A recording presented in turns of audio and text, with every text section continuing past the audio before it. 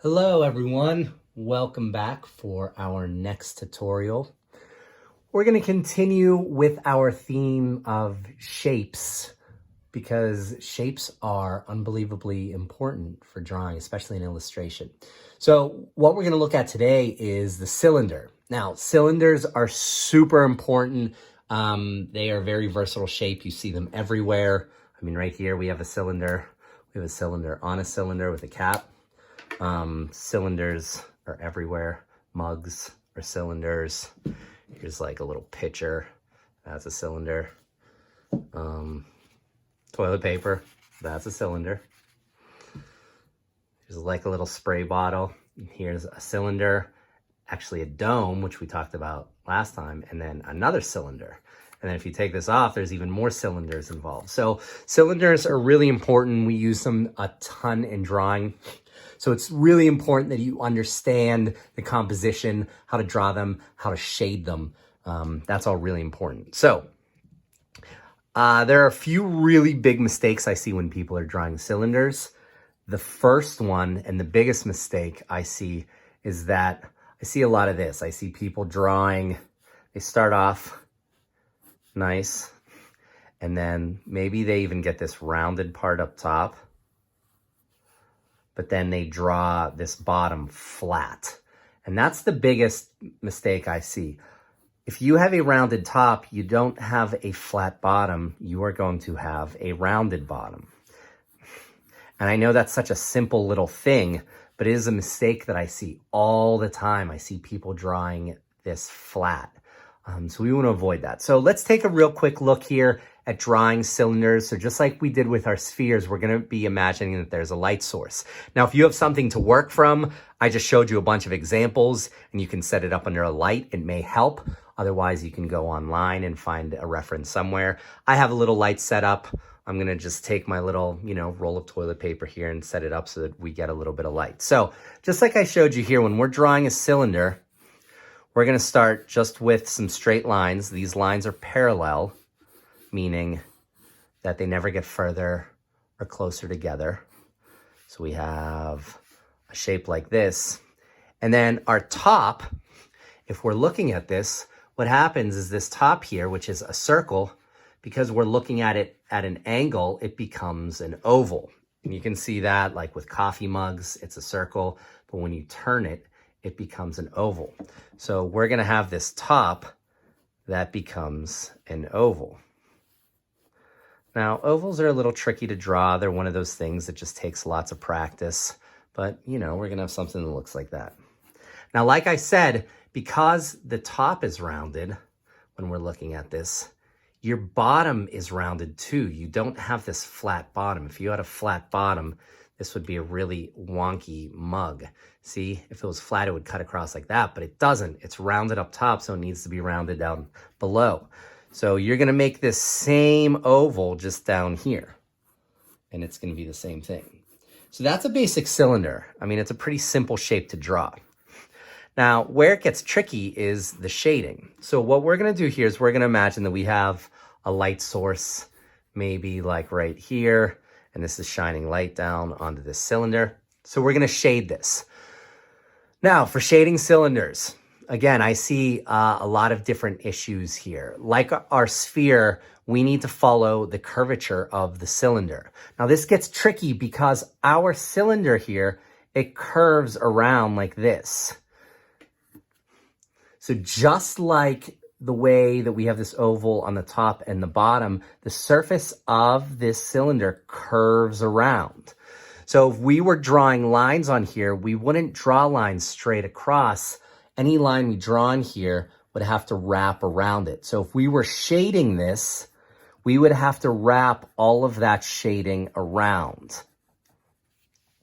See, so we don't want to do straight lines when we're shading. We want to, I'm wobbling a little bit. We want to make sure that we're curving those lines. Now there's an easier way to do this, and that is that we do our shading a little bit differently. So instead of going across, what we want to do is we want to do our shading up and down, because then we don't have to worry about following the curvature of this. All we have to do is following the curvature of these straight lines, which are straight. So there's not any curvature. So as we are doing this, what we're going to do is we're going to make one really heavy side. And then as we get closer to our light source, what happens is we get this lighter and lighter and lighter. And then it creates something like that.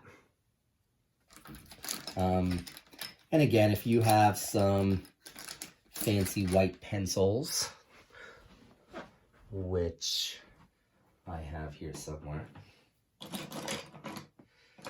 get my arsenal out. Okay.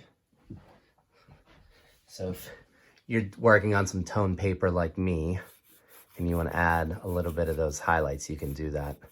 And that just creates a little bit more of a dynamic light source there. For the inside, what ends up happening is, because the light's here, we're casting shadow. So it's actually opposite on the inside. So it's the darkest out here on the outside, but on the inside, it's the darkest over here. And then it gets lighter as we move around. So it becomes something that looks like that. So dark over here on the outside, light over here on the outside, dark over here on the inside, light over there on the inside. And then our shadow, depending on what the light source is doing exactly, it's going to kind of spread out a little bit like this. Maybe getting a little bit wider at the end, maybe not, depending on how big the cast shadow is. And then same thing, we're going to just darken up this shadow here. And it might get really dark over here.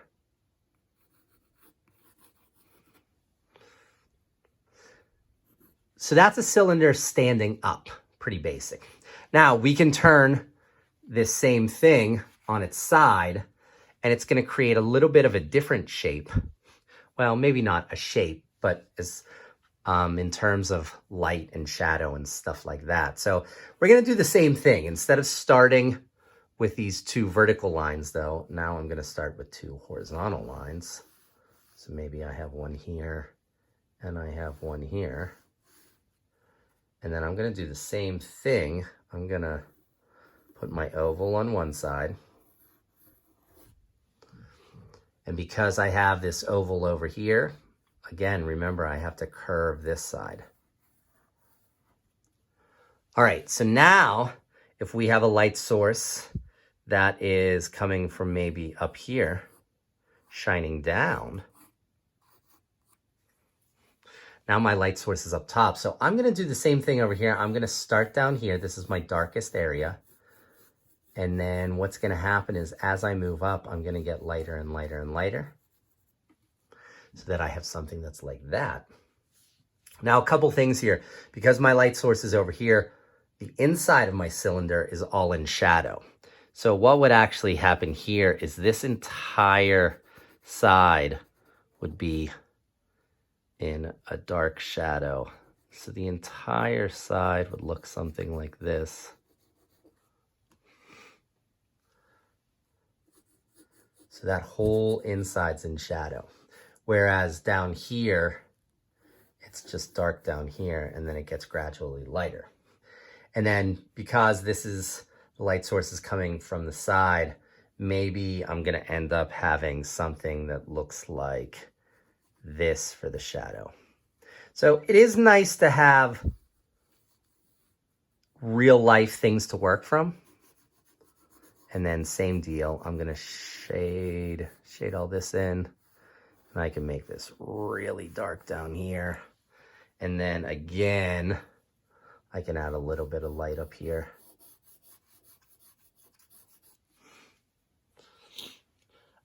But it's important to understand how the light's hitting it, where the shadows are going. So you can see that this is way easier to shade. This is way easier to shade than if I were to draw a cylinder like this, and I were to try to shade it this way. Because what happens, other than me shaking the whole table, is it gets really hard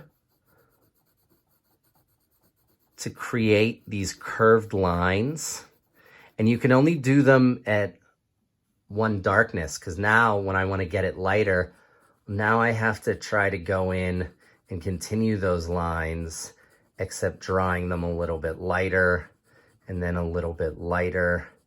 And it just kind of ends up looking sloppy, opposed to something like this where the transitions are really smooth and nice. So that's it. That's pretty much the basic of drawing a cylinder. And as I said, this is a really super helpful shape to learn, to practice, to really understand how light interacts with it. And that's important because that's what gives you the depth. That's what makes the drawing look a little bit more realistic and what makes it look interesting. So if you can understand these things and understand how the light plays along the surface, it's really going to help you understand the shape better, which is going to help you to draw it better, which is going to make your drawings better. So super important, really important, versatile shape, something that we use a whole lot in drawing. Next time we'll kind of take a look at using this to create some drawings. But right now, the most important part is that you just learn the structure, learn how light plays across its surface, and get all those little nuances, the curvatures, and all of that stuff down. So thank you guys for watching. I hope this was a helpful tutorial, and I will talk to you next time. Bye-bye.